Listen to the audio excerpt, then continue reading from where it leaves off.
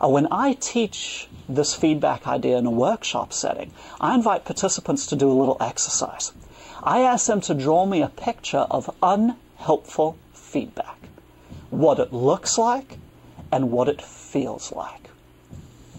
I thought you might enjoy seeing a few of the past pictures that participants have drawn. So I've included them in the PowerPoints, including the ones that you can print out yourself. Here's the first one, an image of unhelpful feedback.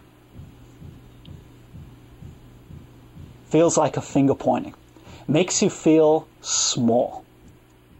I've received so many pictures where the feedback receiver was a little tiny stick figure in the corner, and the feedback giver was a huge towering Goliath, or just a giant finger. Here's another one. Makes you feel squished, makes you feel attacked. One of my personal favorites.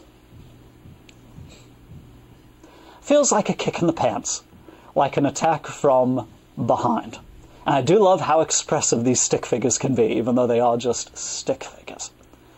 These images of unhelpful feedback come from our own experiences. And those experiences, for most of us, go all the way back to our very, very earliest memories. And obviously, these kinds of images that you see here have a rather negative effect on our own willingness to receive feedback. We don't want to do it. Here's another picture. We plug our ears. We close off, we shut down. Sometimes I'll get images of a wall. We do anything we can to block off the feedback. Here's another one that says the same thing, a little more creatively. In this case, the person receiving the feedback is raising their shield to protect themselves from the dangerous arrows of feedback. You'll notice in this picture, the feedback was not drawn as soft, fluffy pillows. It was drawn as arrows that will kill you, which is very often what unhelpful feedback can feel like. These kinds of images also have a negative impact on our willingness to give someone honest feedback as well. Here's another picture. My favorite part of this one is the huge grin on the person who wields the hammer. We do this to the feedback giver. We think they enjoy causing the pain. They're the bad guy and they love it. But as feedback givers ourselves, we know for most of us, we really don't enjoy it. No one wants to be the bad guy. No one wants to wield the hammer or put on the devil horns. So what do? We fluff it up. We sugarcoat it. There's a great danger when feedback is too subtle, too indirect, too sugar-coated. There was a woman in one of my workshops for another client. She told me her story during the break. She had just started, brand new week at a previous company, and her boss calls her into her office. Her boss says, "Hey, it's great to have you on board. You seem to be catching on really quick. There's just this one little thing. Keep it up. You're doing swell." She left that meeting feeling very good about herself.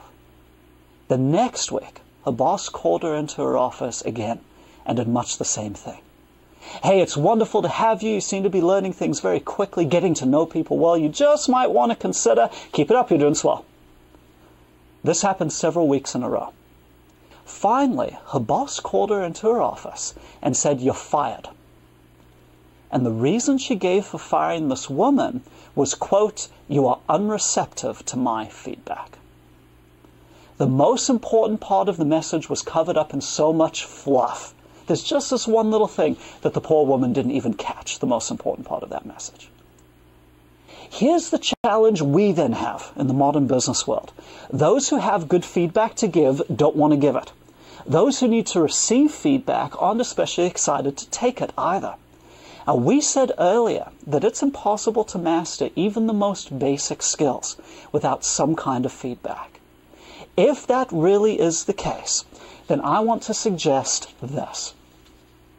I want to suggest that the greatest learning disability in organizations today is the inability to receive and give candid feedback. The greatest disability in organizations today. Our first step then to turning this around is to take all of those bad old images, some of which I showed you, and toss them. and see if we can try to develop for ourselves a happier view of feedback. I want you folks to take a minute and think about this. And I wish I could get more of your responses, and I can't, but I do want you to think about it. Think about the most helpful criticism that you have ever received in your life. At work, at home, from anyone, doesn't matter. The single piece of most helpful criticism you have ever received in your life. Take a few seconds to get that in your head.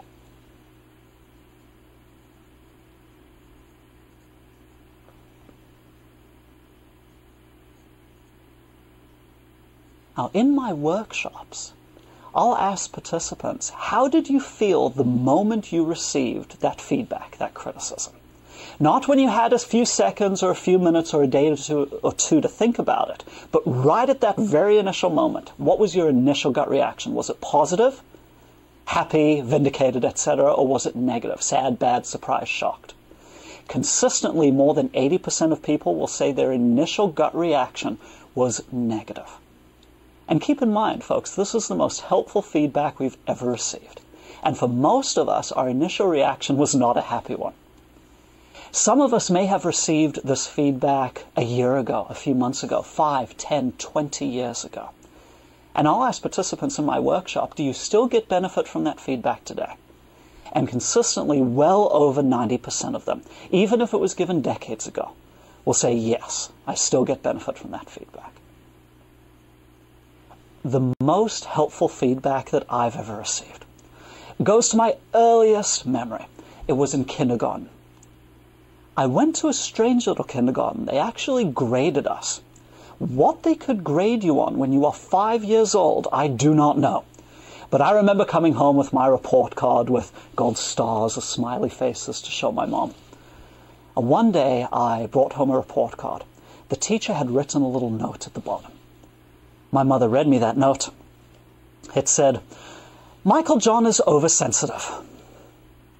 How did I react to that? Well, very oversensitively. I cried, I ran to my room, I slammed my door. I did not come out for a very, very long time. Thankfully, I was able to work through that feedback in my little 5-year-old head. I remember the day that happened literally more than I remember what I had for dinner last night. It had that big of an impact on me. And I've been able to use that feedback, I hope, since then, to not be so oversensitive. Here's the interesting thing. What would have happened if the teacher had given me that feedback a little more nicely, softened it up a bit? As a 5-year-old, I can guarantee what would have happened. I'd have forgotten it in 30 seconds flat.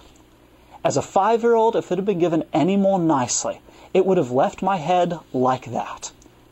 Interestingly enough, at least for me in that particular case, the fact that it hurt a little bit is actually part of what made it so useful, because it just burned that feedback into my memory. I'd like to show you 2 more pictures of what people have drawn when I've asked them to give me an image of unhelpful feedback. I get this drawing probably 1 time out of 100, a circle with a line through it. If I get it, I'll always go and ask the person, well, okay, what do you mean by this? And they'll tell me one of 2 things. They'll either say what I've written here in the PowerPoint, the most unhelpful feedback is no feedback at all. Or they'll tell me there is no such thing as unhelpful feedback. Here's another one. I've received this one only once out of the thousands of drawings I've collected. If you've ever seen the Disney movie Aladdin, you've heard of diamond in the rough. This is our diamond in the rough principle. You'll notice it's a present.